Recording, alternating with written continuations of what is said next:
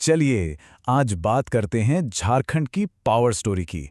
ये एक ऐसी कहानी है जो शुरू होती है कोयले की गहरी खानों से और पहुंचती है सीधे इंटरनेशनल पावर ग्रिड तक। तो ये 90% का आंकड़ा आखिर है क्या? देखिए, ये एक बहुत ही पावरफुल नंबर है। ये हमें बताता है कि झारखंड की लगभग सारी, जी हाँ, लगभग सारी बिजली सिर्फ एक ही सोर्स से आती है, और वो है कोयले से चलने वाली थर्मल एनर्जी। अच्छा, इस पूरी कहानी को ठीक से समझने के लिए हमने इसे 4 हिस्सों में बांटा है। सबसे पहले हम देखेंगे कि झारखंड की पावर की नींव क्या है। फिर बात करेंगे थर्मल पावर के बड़े प्लेयर्स की। उसके बाद समझेंगे पानी से बिजली बनने का सफर, और आखिर में नजर डालेंगे ग्रिड रिफॉर्म्स और भविष्य पर। तो चलिए शुरू करते हैं पहले हिस्से से। आखिर इस 90% के आंकड़े के पीछे की कहानी क्या है? असल में ये एक ऐसी कहानी है जो कोयले से लिखी गई है, और इसे समझना ही झारखंड की पूरी एनर्जी पजल को सॉल्व करने की चाबी है। ये फैक्ट अपने आप में ही बहुत कुछ कह जाता है। कोयला झारखंड के पावर जनरेशन सिस्टम की असली रीढ़ है, इसमें कोई शक नहीं। जरा सोचिए, राज्य के हर घर, हर इंडस्ट्री को जो बिजली मिल रही है, उसमें से 90% इन्हीं बड़े बड़े थर्मल पावर प्लांट से आ रही है। तो सवाल उठता है कि इतने बड़े पैमाने पर बिजली बना कौन रहा है? चलिए अब मिलते हैं इस कहानी के असली हीरोज से, यानी उन बड़े बड़े थर्मल पावर प्लांट से जो झारखंड को पावर देते हैं। अगर हम झारखंड के पावर मैप को देखें तो बोकारो, चंद्रपुरा, पतरातू, ये कुछ बड़े नाम हैं। ये वो थर्मल पावर प्लांट्स हैं जिनका बोलबाला है। आप देख सकते हैं कि इनकी शुरुआत 1953 से लेकर 1990 के दशक तक हुई है। मतलब दशकों से ये प्लांट स्टेट की पावर सप्लाई की रीढ़ बने हुए हैं। और इन्हें मैनेज कौन कर रहा है? दामोदर वैली कॉरपोरेशन यानी डीवीसी और खुद राज्य सरकार जैसी संस्थाएं। इनमें से बोकारो थर्मल पावर स्टेशन की बात तो खास तौर पे करनी होगी। इसका एक ऐतिहासिक महत्व है। सोचिए, 1953 में दामोदर वैली कॉरपोरेशन ने इसे बनाया था, और ये डीवीसी का पहला थर्मल पावर प्लांट था। तो ये सिर्फ एक प्लांट नहीं था, बल्कि उस पूरे इलाके में इंडस्ट्रियलाइजेशन के एक नए दौर की शुरुआत का सिंबल था। अब एक और दिलचस्प बात, वो है पतरातू प्लांट की कहानी। ये प्लांट 1973 में बना था, और जानते हैं किसकी मदद से?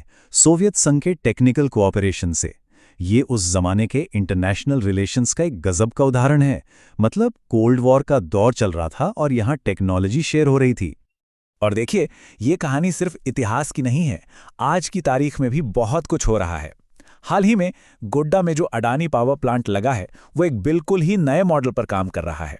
कमाल की बात तो यह है कि यहाँ जो भी बिजली बनती है, उसका एक बहुत बड़ा हिस्सा सीधे बांग्लादेश को एक्सपोर्ट किया जाता है।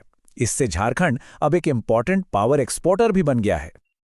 लेकिन रुकिए, कहानी में सिर्फ कोयला ही नहीं है। झारखंड के एनर्जी मिक्स में पानी ने भी एक इम्पॉर्टेंट रोल निभाया है, भले ही वो कोयले जितना बड़ा ना हो। तो चलिए अब जरा पानी से बिजली बनने के सफर को भी देखते हैं। इस सफर की शुरुआत हुई थी 1953 में तिलैया प्रोजेक्ट के साथ। फिर सिलसिला आगे बढ़ा, 1957 में मैथन प्रोजेक्ट आया, और 1959 में पंचेत, और फिर एक लंबी छलांग के बाद 1989 में स्वर्णरेखा प्रोजेक्ट शुरू हुआ। तो जैसे बोकारो थर्मल पावर में पायनियर था, ठीक वैसे ही तिलैया ने हाइडल पावर यानी पानी से बनने वाली बिजली की नींव रखी। 1953 में बना ये प्रोजेक्ट झारखंड का सबसे पहला हाइड्रो इलेक्ट्रिक प्रोजेक्ट था। कह सकते हैं कि ये पावर जनरेशन में एक नई दिशा की शुरुआत थी। अब बात करते हैं मैथन हाइडल पावर सेंटर की। ये अपनी अनोखी इंजीनियरिंग के लिए बहुत फेमस है। पता है क्यों? क्योंकि ये ईस्टर्न इंडिया का पहला अंडरग्राउंड पावर स्टेशन है जो गैस टर्बाइन टेक्नोलॉजी पर बेस्ड है। मतलब उस जमाने के हिसाब से ये एक बहुत बड़ी टेक्नोलॉजिकल अचीवमेंट थी।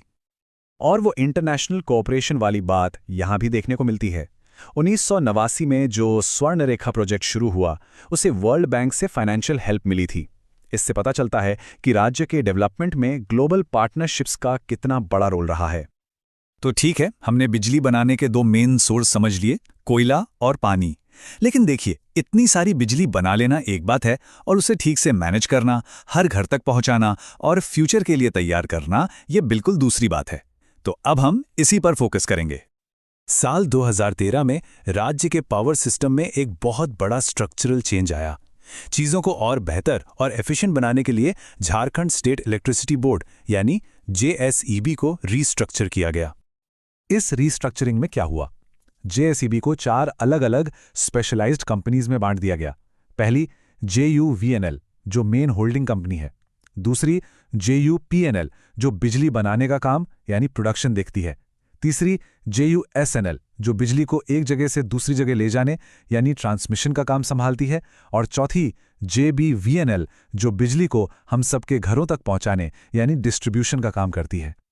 और अगर हम भविष्य की बात करें तो कई नई और एक्साइटिंग चीजें हो रही हैं जो झारखंड के एनर्जी सेक्टर को एक नया शेप दे रही हैं। जैसे सौभाग्य स्कीम है जिसका मकसद है हर घर तक बिजली पहुंचाना। फिर रांची के गितलसूद डैम पर राज्य का पहला फ्लोटिंग सोलर प्लांट लगाया गया है जो रिन्यूएबल एनर्जी में एक नई शुरुआत है। और जैसा हमने देखा, अडानी प्लांट का एक्सपोर्ट वाला मॉडल तो एक नई बिजनेस डायरेक्शन दिखा ही रहा है। तो कुल मिलाकर हम एक बहुत ही दिलचस्प मोड़ पर खड़े हैं।